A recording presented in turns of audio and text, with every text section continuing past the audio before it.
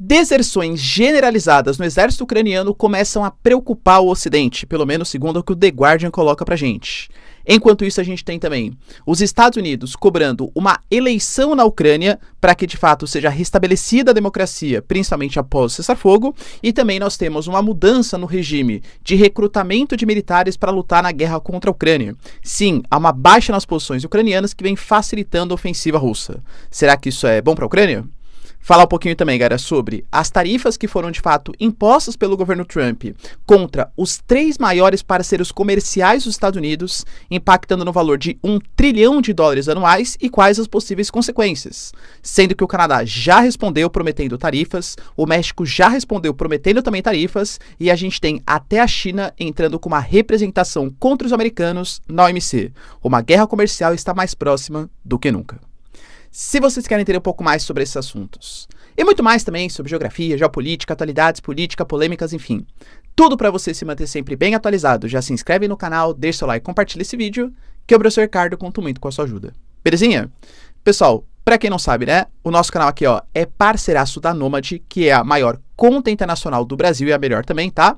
Que tem uma série de oportunidades sensacionais para vocês comprarem os seus dólares pelas menores taxas do mercado. É uma conta que aceita em mais de 180 países, cara, é super simples, tá? Você baixa o aplicativo, faz direitinho, tá? Não tem taxa de abertura, taxa de manutenção, taxa de nada. Quer fazer os seus investimentos também em renda fixa, renda variável? O pessoal Nomad te ajuda também a receber pagamento exterior, tudo que está relacionado ao uso de dólares, a Nomad pode te ajudar. Além disso, né, numa carteira diversificada, o dólar dá uma baixada recente, geralmente é um aumento legal, tá, para você fazer iniciar os seus aportes, não estou recomendando, mas é o que eu faço.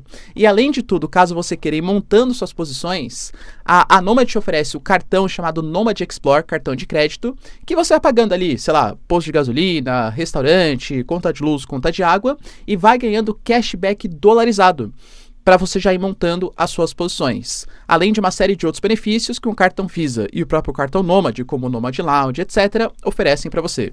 Então, ó, link na descrição ou QR Code aqui na tela e tem acesso à Nomad, pessoal. Eu só ofereço produtos e serviços que fazem sentido para mim, tá? E claro que faz sentido para você. Eu uso e recomendo bastante também para vocês. Belezinha? Então, bora lá pro vídeo que tem assunto bem importante aí pra gente tratar. Primeiro assunto, galera, que se faz presente está ligado a uma reportagem, né, que a mídia The Guardian compartilhou sobre as deserções generalizadas no exército ucraniano. A gente percebe que pouco a pouco venho trazendo isso para vocês há bastante tempo, tá?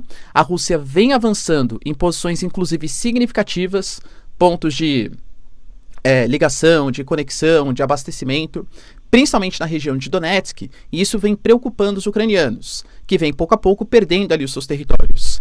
Dentre vários outros problemas, o que o The Guardian coloca, ouvindo moradores e ouvindo desertores locais, é que as deserções estão generalizadas. As pessoas que estão indo para frente de batalha estão cada vez mais mal preparadas, e como eu sempre falo, né? Uma coisa, por exemplo, é você pegar um militar experiente e colocar na frente de batalha, que é um cara que, passou por toda a formação do exército, um cara que tem noção, né, um mínimo de combate. Outra coisa é você pegar reservista e colocar que ele tem que ser um cara muito experiente depois de 2 meses de treinamento num campo de batalha. Eu, por exemplo, né, nunca fiz parte, né, claro que fiz alistamento e tudo tal, mas se eu for colocado num campo de batalha, percebo uma bombinha ali caindo do meu lado, galera, a preocupação vai ficar, né, vou sair correndo. Não, tô brincando. Será? Não sei, enfim, tá? Mas é claro que é diferente, né? Então hoje a Ucrânia, além de ter poucos militares, são militares ainda pouco experientes. A Rússia também atravessa grandes problemas, mas o contingente ainda é muito maior. Vai lembrar, pessoal, que o Putin nem declarou guerra ainda, então ele ainda nem fez aquela mobilização geral que ainda poderia ser feita com a população russa. Fez mobilizações que ele disse parciais. Em anos anteriores aí, mas aquela mobilização geral em situação de guerra ainda não foi feita pela Rússia. Por conta disso, a gente tem uma nova liderança, né, colocado ano passado, que é o Plavo Paliza, o novo comandante de batalha da Ucrânia, colocando que quer mudar o sistema de recrutamento dos ucranianos. Ele alega que o atual modelo de recrutamento, ele pertence à antiga União Soviética, e que é um modelo desatualizado e que está tirando a vantagem que a Ucrânia poderia ter no campo de batalha. A gente já teve, ano passado, né, uma mudança no regime em que passou de 27 para 25 anos. Mas agora ele alega que ele quer fazer com que os jovens de 18 a 25 anos também possam ser convocados para a frente de batalha para reforçar as posições ucranianas, porque é mais do que necessário. Segundo ele, o atual modelo herdado do regime soviético está dificultando a mobilização, e eles têm que saber, esses jovens, né, de 18 a 25 anos, que a defesa do Estado não é somente das Forças Armadas, mas de todos os cidadãos ucranianos. Professor, mas está mais que certo, a Ucrânia está em guerra, tem que defender. Temos uma pessoa que não é muito adepto dessa ideia de aumentar, que é o Zelensky. Professor, mas isso ajudaria bastante ele no campo de batalha. Perfeito. Só que existem duas questões importantes também. A gente está falando, de novo, de uma mudança que você vai pegar um número de pessoas bem maior. Pessoas que são obrigadas a lutar na guerra, pô, cara, geralmente é o cara, né, de novo, que tem família, pai, mãe, estudo, enfim, tal. O cara não quer se envolver num conflito que ele pode vir a óbito, muito menos a família dele. Então, essa convocação, esse aumento do número de pessoas que podem ser mobilizadas, isso pode gerar uma queda da popularidade do Zelensky, é um ponto importante. E outra coisa, a gente já tem que começar a pensar no pós-Ucrânia. Geralmente, a mão de obra, ignorando qualquer tipo de ponto social, tal, né? Somente do ponto de vista econômico. Os jovens e jovens adultos são as pessoas que vão reconstruir o país. Se eu tô falando para vocês que a mão de obra ativa, também essa mão de obra ativa mais jovem, vai pra guerra, vai perder sua vida, vai ser desmobilizada, enfim, pô, cara, isso pode complicar inclusive a recuperação do território ucraniano, economicamente e socialmente, no momento pós-guerra.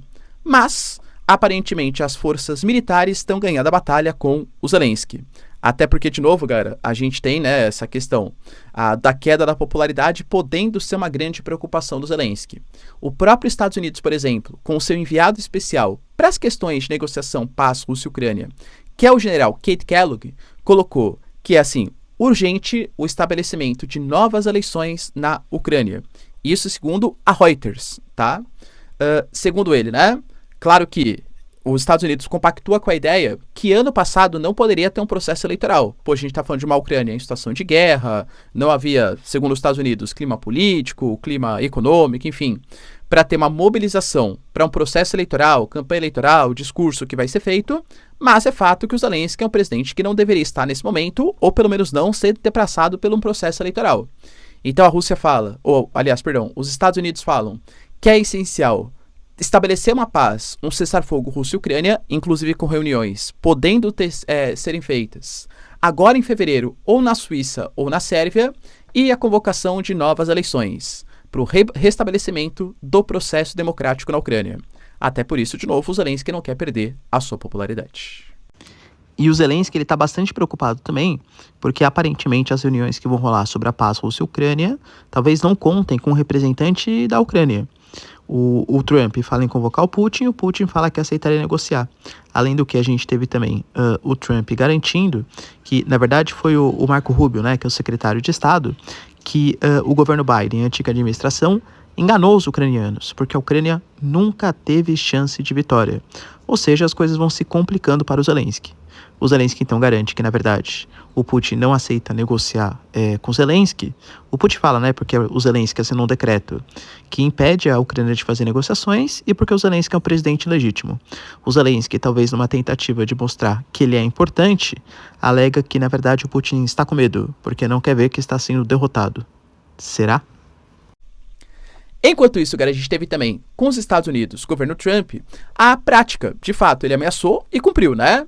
Taxas de 25% em produtos canadenses, 25% em produtos mexicanos e 10% em produtos chineses.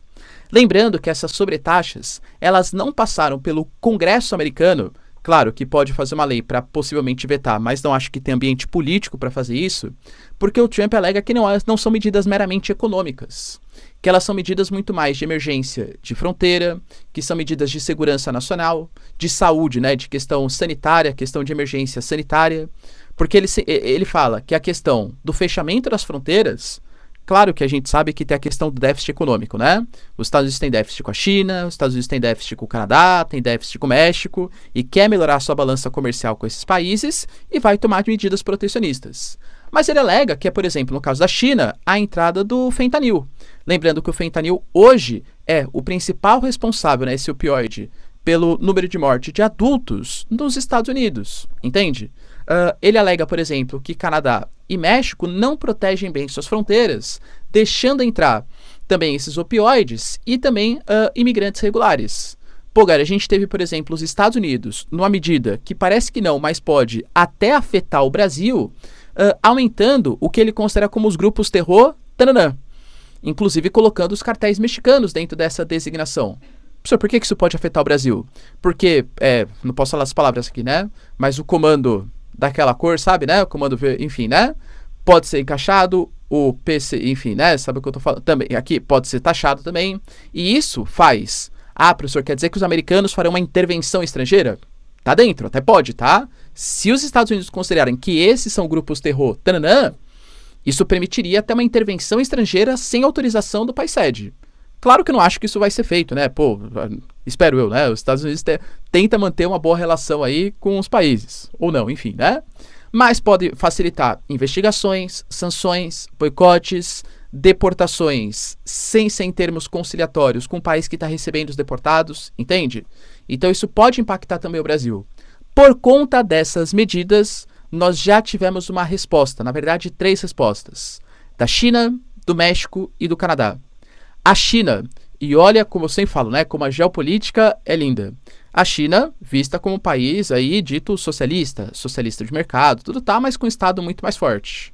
Os Estados Unidos, um país que sempre se gabou do princípio liberal, de ser um país capitalista tal, né? Os americanos, Estados Unidos, estão sobretaxando os chineses inicialmente em 10%. A China entrou na OMC, Organização Mundial do Comércio, alegando que isso é contra as práticas de mercado e que está tentando estabelecer uma boa relação econômica com os Estados Unidos, mas espera que o Trump também faça a mesma coisa do outro lado. Ou seja, a China reclamando de um Estado muito interventor, muito protecionista e querendo mais um livre mercado. Os Estados Unidos, o bastião do capitalismo, do liberalismo, defendendo esses protecionismos econômicos. Que coisa, hein, galera, tá? E vai lembrar também que essas questões preocupam porque o momento em que a gente teve, talvez, um dos maiores protecionismos, pelo menos na história contemporânea, foi o momento pós-Primeira Guerra e Segunda Guerra Mundial, com o imperialismo europeu, em que cada país tinha ali as suas colônias ou seus impérios, enfim, e tinha relações unicamente com aquelas regiões. Isso gerou um clima de animosidade entre as principais potências, que acabou culminando com as guerras. Com a crise de 29, um momento muito conflituoso de 1914 até 1945. Até por isso, uma série de acordos, conferências, como, por exemplo, a Conferência de Bretton Woods, em 44, ela foi estabelecida. Olha, a gente não pode ter um protecionismo. Protecionismo causa guerras, protecionismo causa animosidades. Vamos tentar promover organizações como o FMI, Banco Mundial, Livre Comércio, o GATT, posteriormente vira a OMC, entende? Para tentar regular o comércio internacional e uma prática do livre mercado. O que a gente vê hoje é justamente o contrário. Medidas protecionistas, medidas de exclusividade de mercados cada vez maiores. E o Justin Trudeau respondeu. Lembrando que ele até já renunciou, tá provisoriamente, enquanto os liberals não acham, né, um novo candidato ali. Mas teremos processo eleitoral esse ano, que os conservadores, a direita, devem vencer no Canadá, mas ele colocou taxa de 25% sobre produtos dos Estados Unidos. E deixando claro, hein, nós canadenses vamos privilegiar a nossa produção nacional e a gente quer que vocês canadenses, até por uma questão nacionalista, não passem férias nos Estados Unidos. Passem férias no Canadá. Gastem o seu dinheiro no Canadá. Dentre os produtos, tá? Cervejas, vinhos, bourbon, fruta, suco de fruta, roupas, equipamentos esportivos, eletrodomésticos, dentre vários outros. E lembrando também que ele fala de adotar medidas protecionistas não tarifárias, ou seja, não só taxas de 25%, mas também medidas de um protecionismo energético, medidas de um protecionismo em outros setores, minerais, setores estratégicos canadenses. Querendo ou não, professor, mas os Estados Unidos é muito mais importante que qualquer outra economia do planeta. Concordo, é a maior economia do mundo. Mas o Trump, ele já começou abrindo uma guerra com os seus 3 maiores parceiros comerciais, que somam $1 trilhão por ano em relações econômicas. Claro, muito mais prejuízo Canadá e México. Mas eles estão respondendo. A própria Claudia Sheinbaum, por exemplo, que é a presidente mexicana, também ainda anunciou quais serão os produtos, mas já falou também em sobretaxas de 25%. Portanto, se vai dar certo ou não, eu sempre trago para vocês, né? o mundo no primeiro governo Trump, por mais que tenha sido um tempo não tão importante assim, por menos de 10 anos, era o mundo mais dependente dos Estados Unidos. Hoje, Europa já fala em retaliação, Canadá já fala em retaliação, México, China. Será que essas medidas na América Latina podem aproximar a América Latina dos chineses? Então, assim, é uma medida arriscada do governo Trump e que a gente vai ver se o mundo vai ter esse poder de coesão, de resposta à maior economia mundial. E o Trump, inclusive, respondeu a essas medidas canadenses. Primeiro, está no decreto que ele fez que caso o país ele responda às sobretaxas dos Estados Unidos, o Estados Unidos sobretaxará novamente. Ou seja, como o Canadá respondeu com 25%, possivelmente o governo Trump, se cumprir o que foi prometido, deve taxar em mais 25%, colocando essa taxa em 50%. Além disso, garantiu que o Canadá só é um estado legítimo porque ele é subsidiado pelos Estados Unidos, muito possivelmente, né, se referindo à balança comercial que é muito positiva, mas que tudo que eles têm, ou que eles produzem lá, também é produzido nos Estados Unidos. Os carros, a energia, a madeira e por aí vai, e inclusive citou novamente a necessidade, ou talvez a ideia, do Canadá se tornar o 51º estado americano. Inclusive, existem alguns analistas que defendem a ideia que essas medidas do Trump prevêem causar uma crise econômica tão grande no Canadá, uma complexidade política tão grande, que a própria população do Canadá se volte favorável a essa anexação aos Estados Unidos. Ou seja, esse seria o ideal do Trump, obrigar os canadenses a se anexarem ao estado dos Estados Unidos. Será mesmo, pessoal? E aí, pessoal, terá? Deixa aí nos comentários, quero saber sua opinião. No mais, se vocês curtiram o vídeo, tamo junto, beijos, abraços e tchau, tchau.